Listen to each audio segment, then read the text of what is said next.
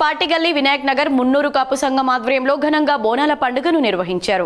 నిజామాబాద్ నగరంలోని వినాయక్ నగర్ పాటిగల్లి మున్నూరు కాపు సంఘం ఆధ్వర్యంలో ఆశ్వయుజ మాసంలో ప్రతి ఏటా మాదిరిగా దసరా అనంతరం ఆదివారం రోజున గ్రామ దేవతలకు మొక్కులు చెల్లించడం ఆనవాయితీగా వస్తుంది. ఈ నేపథ్యంలో పాటిగల్లి తరప మరియు వినాయక్ నగర్ తరపల వారు వేరువేరుగా బోనాల పండుగను కుల పెద్దల సమక్షంలో ఘనంగా నిర్వహించారు. పసుపు, కుంకుమ, సున్నంలతో పాటు రంగురంగులతో బోనాలను అలంకరించి బంతి పువ్వులు కట్టి అలంకరించారు. కళ్ళు శాఖను సమర్పించి పరమాన్నంతో నైవేద్యం సమర్పించి అమ్మవార్లకు మొక్కులు చెల్లించారు.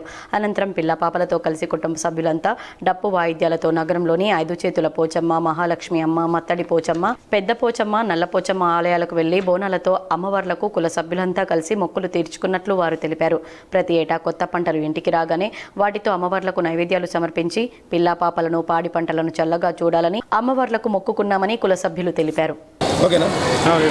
ముందుగా పట్టణ ప్రజలకు మరియు మున్నూరు కాపు సంఘ సభ్యులకు, జిల్లా ప్రజలకు పాటిగల్లి వినాయక్ నగర్ మున్నూరు కాపు సంఘం ఆధ్వర్యంలో బోనాల కడల పండుగ శుభాకాంక్షలు.